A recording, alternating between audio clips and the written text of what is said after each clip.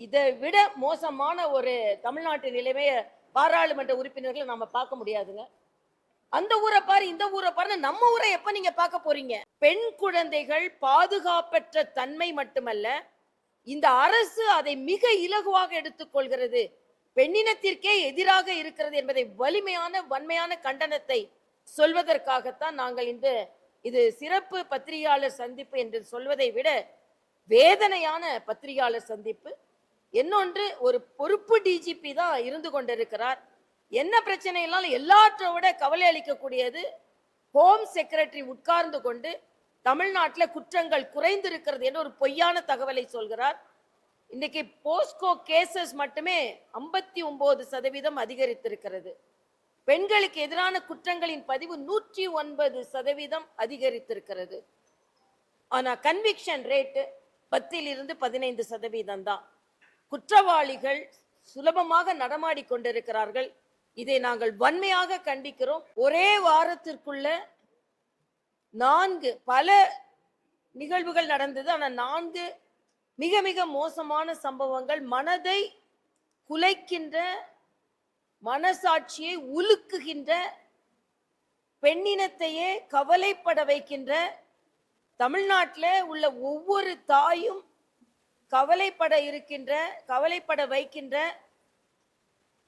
கொடூரமான சம்பவங்கள். இதில் விளாத்திக்குளத்தில் நடந்த சம்பவத்தை யாரும் மறுக்கவும் முடியாது, மறக்கவும் முடியாது, மன்னிக்கவும் முடியாது.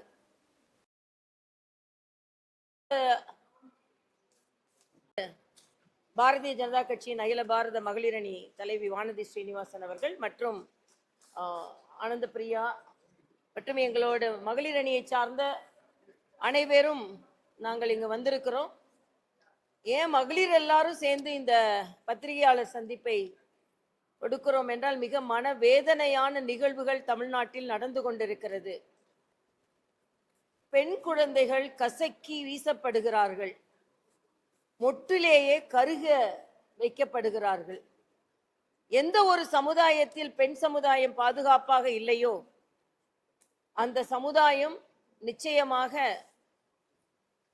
பாராட்டப்படக்கூடிய சமுதாயம் அல்ல. ஆட்சியும் அப்படிதான்.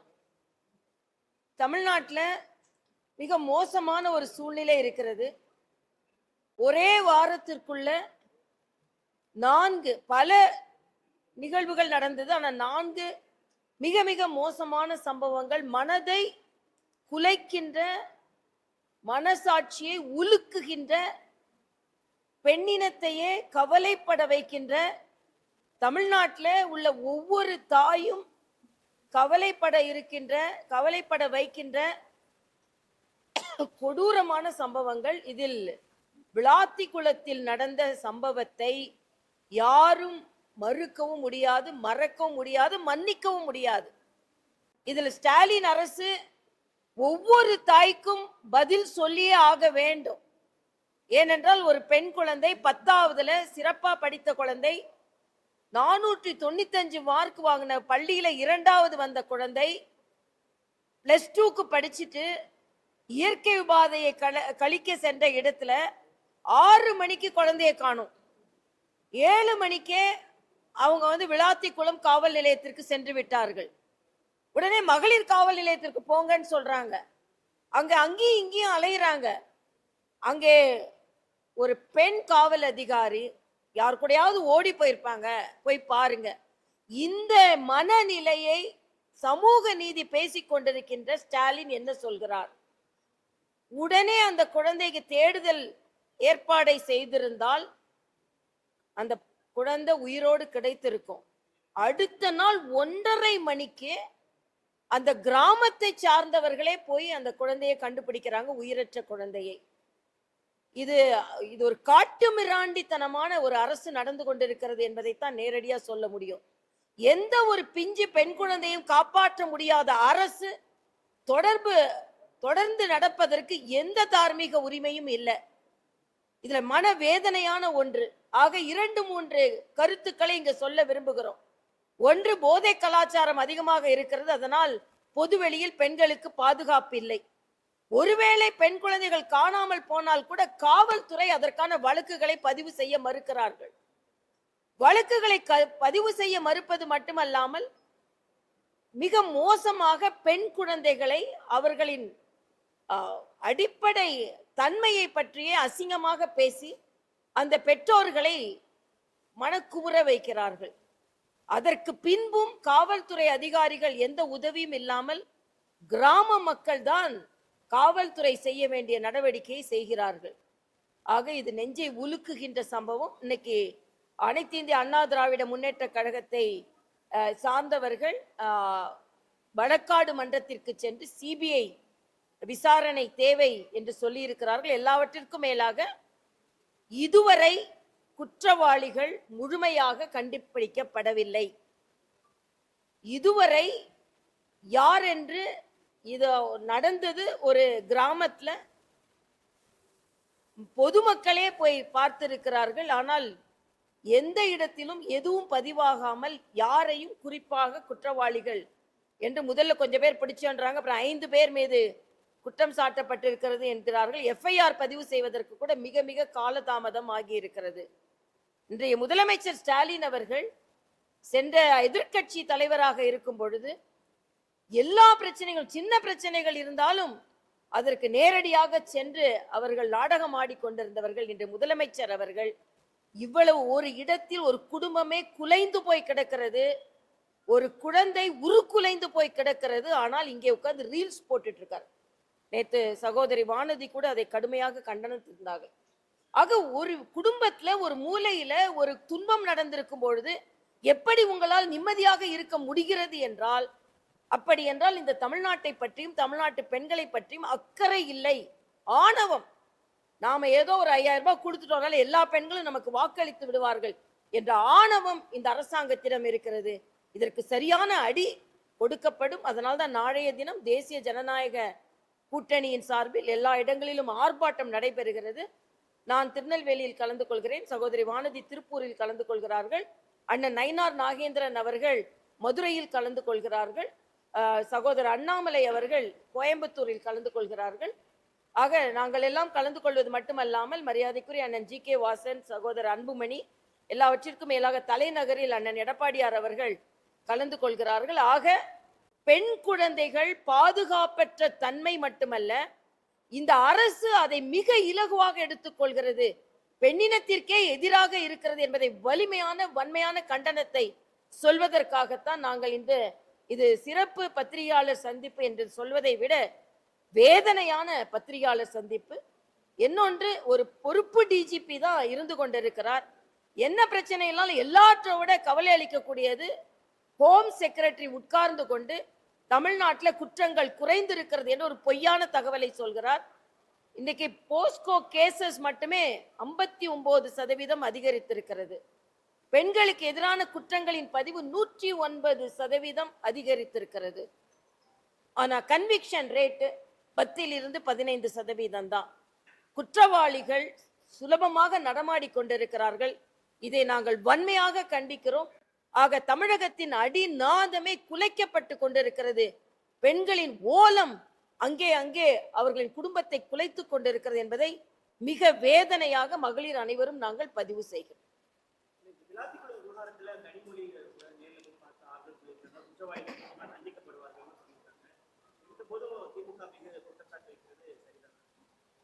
கனிமொழி எப்போ போனாங்க, போயிட்டு வந்த அப்புறம் குற்றவாளிகள் என்ன ஆனாங்க, அது மட்டுமல்ல அவங்க ஆட்சிக்கு உள்ள காவல்துறை எப்படி செயல்படுகிறது என்பதுதான்.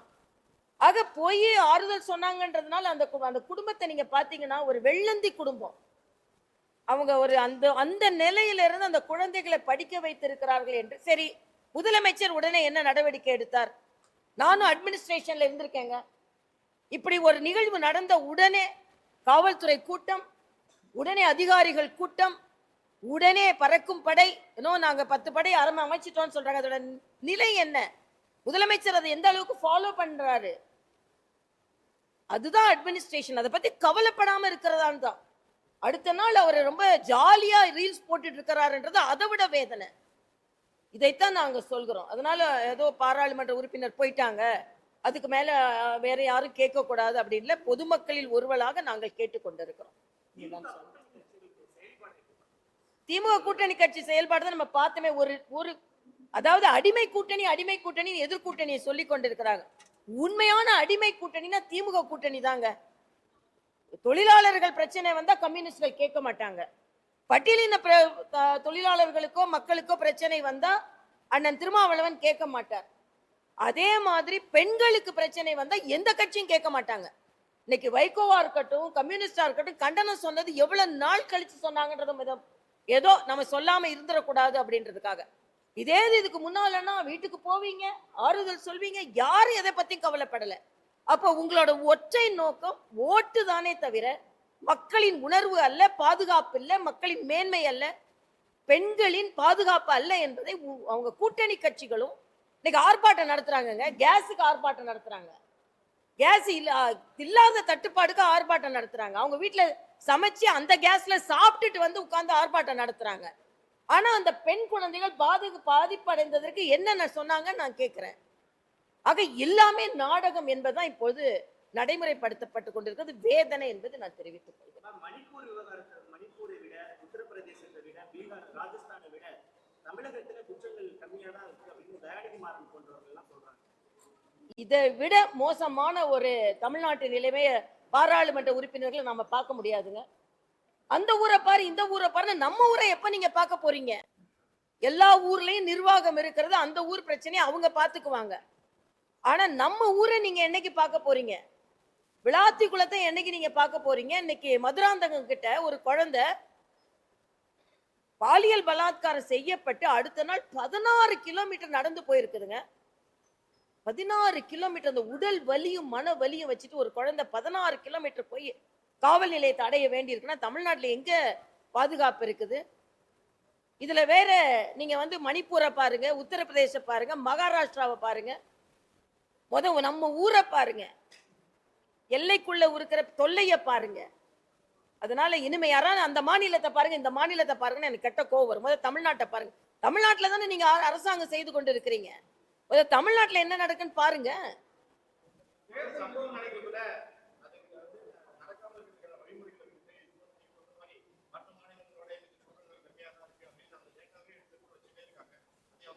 அதைத்தான் நான் சொல்றேன். இப்ப காவல்துறை இதை நான் கேட்கிறேன். முதலமைச்சர் உடனே காவல்துறை அதிகாரிகளை கூப்பிட்டு என்ன கூட்டம் போட்டார்? என்ன சர்வ கட்சி தமிழ்நாட்டில் இவ்வளவு பிரச்சனை இருக்குதுன்னு ஏதாவது சர்வ கட்சி கூட்டத்தை ஒழுங்கா கூப்பிட்டுறாங்களா? இல்லை என்றால் காவல்துறை அதிகாரிகளோட இதை உடனே ஒரு டார்கெட் வச்சு டாஸ்மார்க்கு டார்கெட் வைக்கிறாங்க. நான் அட்மினிஸ்ட்ரேஷன்ல இருந்திருக்கேன். ஒரு பிரச்சனை நடந்ததுன்னா இதை உடனே எந்த அளவிற்கு இன்னைக்கு வரைக்கும் அவங்க குற்றவாளிகள் பிடிபட்டிருக்க வேண்டும். என்ன தீவிரமான நடவடிக்கை நான் கேட்கிறேன். இதே ஓட்டுக்கு வாங்கணும், மாநாடு நடத்தணும், லட்சம் பேரை கூப்பிடணும், இதுதான் அவங்களோட வேலையா இருக்கே தவிர அவங்க பாதுகாப்பு வேணும்ன்றதுக்காக அவசர கால போர்க்கால நடவடிக்கை எடுத்தது என்ன? முதலமைச்சர் அங்க போயிருக்கணுமா வேண்டாமா? ஆக உங்களுக்கு உயிர் என்ன அவ்வளவு சாதாரணமா இருக்கான்றது எனது கேள்வி. ஆக உங்களுக்கு அரசியலுக்கு லாபம்னா அந்த இடத்துக்கு நீங்க போவீங்க, அரசியல் லாபம் இல்லைன்னா போக மாட்டீங்க. அவ்வளவுதானே.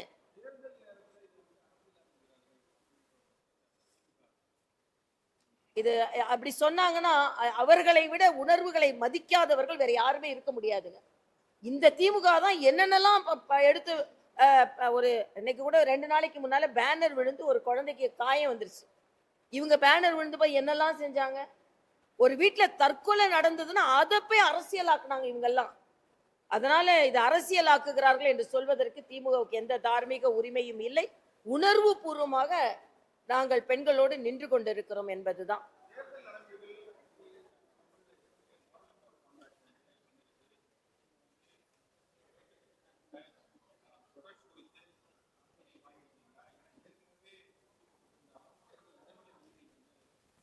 இது அந்தந்த பகுதியில் உள்ள கட்சி நிர்வாகிகள் நிச்சயமாக அதற்கான அனுமதி வாங்கியிருப்பாங்க. அனுமதி ஒருவேளை வாங்கவில்லை என்றால் கூட எங்களது உணர்வுகளை நாங்கள் எல்லோரும் எந்தெந்த இடத்தில் போராட்டத்தில் கலந்து கொள்வோமோ அந்த இடத்தில் நாங்கள் கலந்து கொள்வோம்.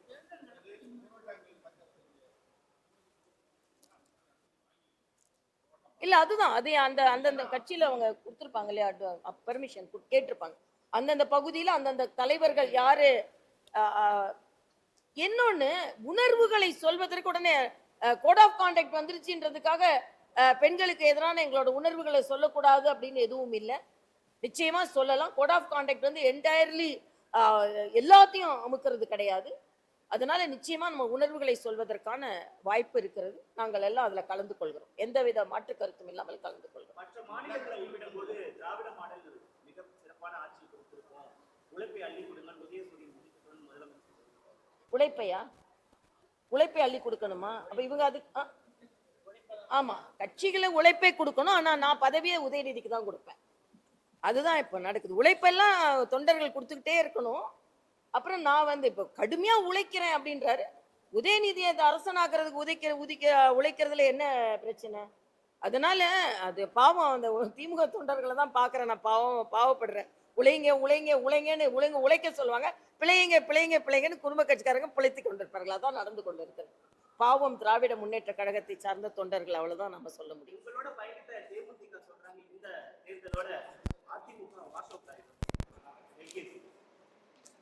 அதெல்லாம் ஒரு பெரிய கருத்தே இல்லைப்பா. எல்லாம் மக்கள் சொல்ல போறாங்க. யார் வாஷ் அவுட் ஆக போறா, யார் வாஷிங் மிஷின் ஆக போறான்னு அவங்க சொல்ல போறாங்க. அவ்வளவுதான்.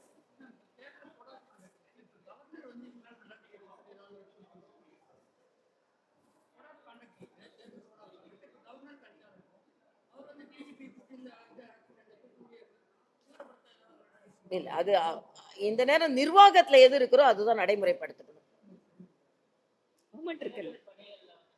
அதாவது கவர்மெண்ட் வந்து ஆக்டிங் கவர்மெண்டா தான் இருக்குது, ஒன்றும் இல்லாம இல்லை. அதனால எனக்கு கவர்னர் ரூல் இல்லையே. உடனே கவர்னர் வந்து வேலை செய்யறதுக்கு நானும் தான் பாண்டிச்சேரியில அரசாங்கம் இல்லாத போது நான் இருந்தேன், கவர்னரா இருந்தேன். கவர்னர் ரூல் இருந்தது. ஆனா அப்போ அரசாங்கம் தான் அதற்கான நடவடிக்கைகளை எடுத்துக்கொண்டிருந்தாங்க.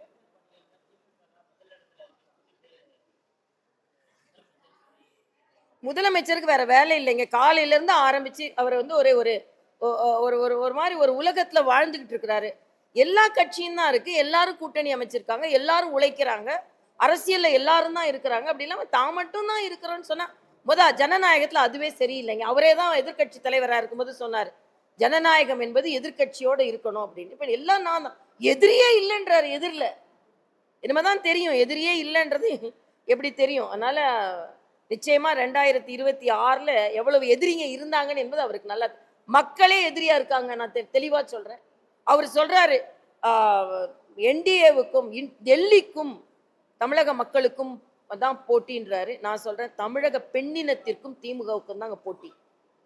நிச்சயமா இந்த பெண்ணினம் வெற்றி பெறும், அது திமுக தோல்வியும். அதான் எனக்கு.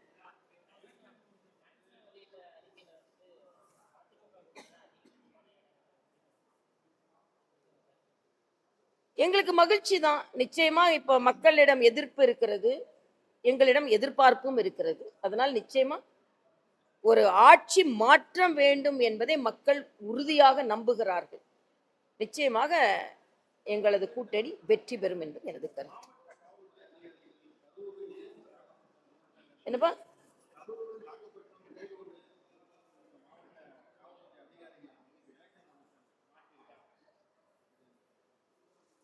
நிச்சயமாக இது இன்னும் சொல்ல போனா தமிழ்நாட்டில் காவல்துறை அதிகாரிகள் எல்லாம் அரசாங்கத்திற்கு ஆதரவாக இருப்பதனாலதான் பல இடங்களில் குற்றங்கள் அதிகரித்திருக்கிறது, குற்றங்கள் பதிவு செய்யப்படவில்லை.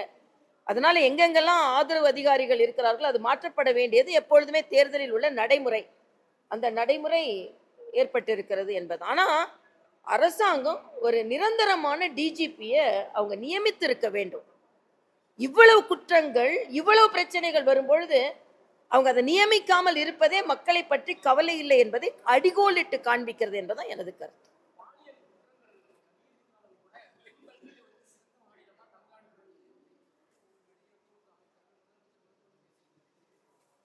இப்ப திமுக அமைச்சர்கள் எல்லாம் அப்படிதான் பேசுவாங்க. உதாரணத்திற்கு சொல்றாரு நம்ம பிடிஆர் பழனிவேல் ராஜன், சாயந்தரம் நினைச்சோம் அடுத்த நாளைக்குள்ள நாங்க எல்லாருக்கும் 5000 ரூபாய் போட்டுட்டோம். இது டிஜிட்டல் இந்தியால மரியாதைக்குரிய பாரத பிரதமர் ஜன்தன் திட்டம் என்று எல்லோருக்கும் வங்கி கணக்கு தொடங்கி வச்சு டிஜிட்டல் இந்தியாவை மேம்படுத்தினதுனால உங்களால் அது செய்ய முடியுது. அதனால நீங்க செய்யற சாதனைக்குள்ள எல்லாம் அடித்தாலும் மரியாதைக்குரிய பாரத பிரதமர் என்பதை நான் தெரிவித்துக் கொள்கிறேன்.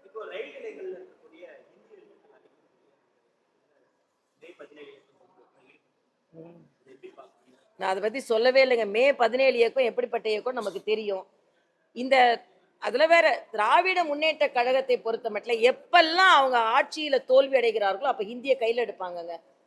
நாங்க இவங்க ஆட்சியில இருக்கும்போது நான் கேட்கிறேன், இவங்க யூபிஏல இருந்தாங்கல்ல, எத்தனை நாள் திட்டங்களுக்கு ஹிந்தியில பேர் வைக்க கூடாதுன்னு சொன்னாங்க? எத்தனை நாள் ரயில்வே ஸ்டேஷன்ல ஹிந்தி இருக்கக்கூடாதுன்னு சொல்லியிருக்காங்க?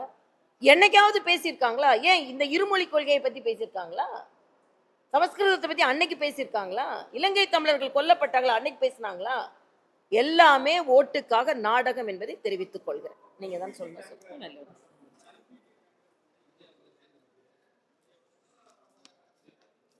எல்பிஜி கேஸை பொறுத்த வரைக்கும் நான் பாரத பிரதமர் மீது மிகுந்த நம்பிக்கை வைப்பதற்கு காரணம், கொரோனா நேரத்தில் அவரோட அட்மினிஸ்ட்ரேஷனை நான் பார்த்தேங்க.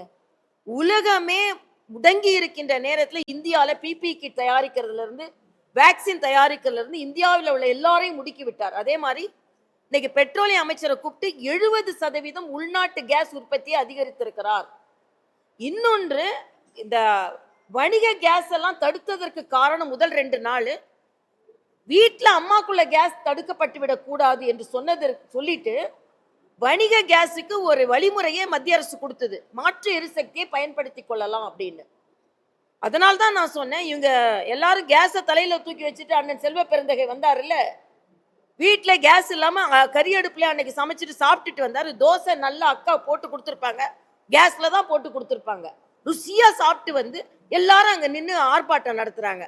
ஆக இதற்கு மேல யாராவது பொய் சொல்ல முடியுமா நான் கேட்கிறேன். அதே மாதிரி இஸ்ரேல் கப்பல் வர முடியாது, ஹார்மோஸ் உன்னால இஸ்ரேல் கப்பல் வர முடியாது, யூரோப்பா கப்பல் வர முடியாது, அமெரிக்க கப்பல் வர முடியாது. இந்திய கப்பல் 2 கப்பல், இன்னைக்கு காலையில ஒரு கப்பல் வந்தாச்சு, சாயந்தரம் ஒரு கப்பல் அதிக எடையுடைய கேஸை கொண்டு வந்து வந்தாச்சு. ஆக இதெல்லாம் நீங்க என்ன சொல்றீங்க? இதான் வெளியுறவுத்துறை அமைச்சர் மரியாதைக்குரிய பாரத பிரதமரின் வழிகாட்டுதல். ஆனா இன்னைக்கு ட்ரம்புக்கு அடிமைன்னு சொல்றீங்களே, ட்ரம்புக்கு அடிமையா இருந்தா இன்னைக்கு நாம இந்த அளவிற்கு பொருளாதாரத்துல ஒப்பந்தங்களும் சரி, ஐரோப்பா நாடுகளோட ஒப்பந்தம் போட்டிருக்கோம். இன்னைக்கு 90% பொருட்கள் அங்கே வரி இல்லாம கிடைக்க போகுது. அதனால நம்ம நாட்டு உற்பத்தி அதிகரிக்க போகுது. நான் கேட்கிறேன், நீங்க இலங்கையில எந்த அதிபருக்கு அடிமையா இருந்தீங்க? இலங்கையில தமிழர்கள் சுட்டு கொல்லப்பட்ட போது உங்களுக்கெல்லாம் வெளியுறவு கொள்கை பற்றி பேசுவதற்கு காங்கிரஸுக்கோ திமுகவிற்கோ தார்மீக உரிமையே கிடையாதுன்னு நான் சொல்லுவேன்.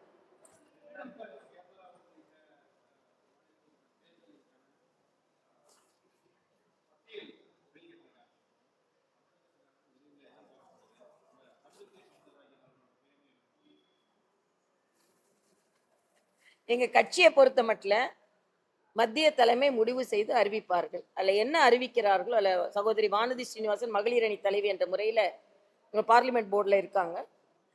அதனால 2 மாநிலத்தோட பட்டியல் அறிவிக்கப்பட்டிருக்கிறது, தமிழ்நாடோட பட்டியல் அறிவிக்கப்படும்.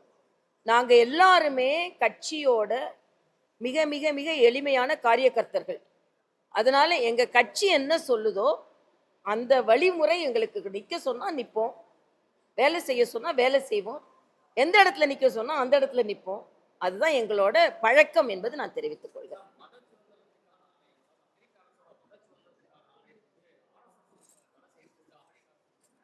அமெரிக்காவில் யார் சொல்லியிருக்கா? அதாவது RSS-ஐ பொறுத்தவரையில பல நேரங்களில் தடை செய்யப்பட்டு அதையெல்லாம் திமிரி மேல வந்த இயக்கம். அது காந்திய கொலை நடந்த நேரமா இருக்கட்டும், தவறாக அவர் மீது குற்றம் சாட்டப்பட்டது. இன்னொன்று, அவசர நிலை பிரகடனத்தின் போதும் கூட. அதனால RSS ஒரு ஒரு மாபெரும் இயக்கம். அதனால அதை எங்கேயுமே தடை செய்ய முடியாது. என்னென்றால் சேவையை எங்கேயுமே தடை செய்ய முடியாது. RSS தடை செய்யணும்னா சேவையை தடை செய்யணும், சேவையை எங்கேயுமே தடை செய்ய முடியாது. அதனால RSS இயக்கத்துக்கு தடையே கிடையாது என்பது எனது கருத்து. அப்படியாப்பா? நான் உங்ககிட்ட கேட்கிறேன், வராரா இல்லையாப்பா? நீங்க எனக்கு பதில் சொல்லுங்க, அப்புறம் உங்களுக்கு பதில் சொல்றேன்.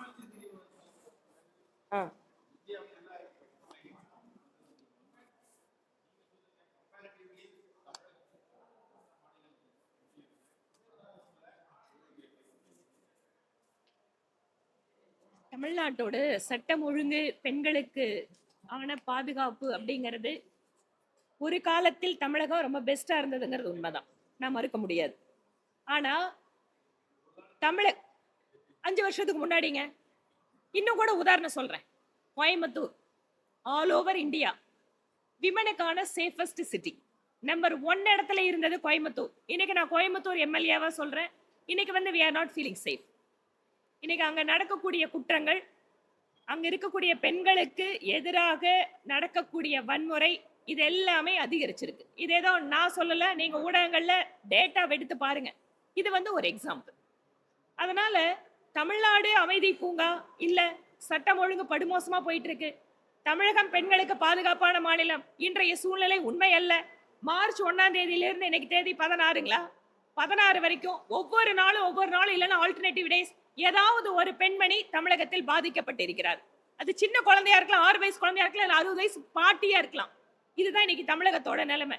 ஆனா தமிழ்நாட்டுல என்னக்கு சொல்றாங்க, நாங்க we don't want to compare ourselves with Indian stateங்கறாங்க. we want to compare with the European countries. இது அந்த மாதிரியான ஒரு ஸ்டேட்டா இருக்கா இன்னைக்கு? அதனால they cannot claim நாங்க வந்து கம்பேர் வித் அதர் ஸ்டேட் அப்படின்னு சொல்றது. ஒவ்வொரு ஸ்டேட்டுக்கும் அவங்களுக்கான ஒரு ஹிஸ்டாரிக்கல் ரீசன் இருக்கு, எஜுகேஷன் இருக்கு, எம்ப்ளாய்மெண்ட் இருக்கு, அவங்களோட டெவலப்மெண்ட் இண்டெக்ஸ் இருக்கு. Why Tamil Nadu is comparing with other state? நாம தான் ரொம்ப சிறப்பான ஆளாச்சே, நாம தான் எல்லாமே சிறப்பானவங்களாச்சே. நீங்க எதுக்கு இந்தியாவோட மற்ற ஸ்டேட்டோட கம்பேர் பண்றீங்க? It is completely we could say that escapism. உங்களால பெர்ஃபார்ம் பண்ண முடியல, அதனால you are dragging into other state for a comparison. கோயம்புத்தூர்ல தான் திமுகவும் மேற்கோள் காட்டுறாங்க. பொள்ளாச்சி சம்பவம் ஒரு உதாரணம்.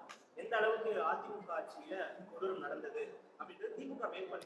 பொள்ளாச்சி சம்பவத்துக்கு சிபிசிஐடி விசாரணை உத்தரவிடப்பட்டது.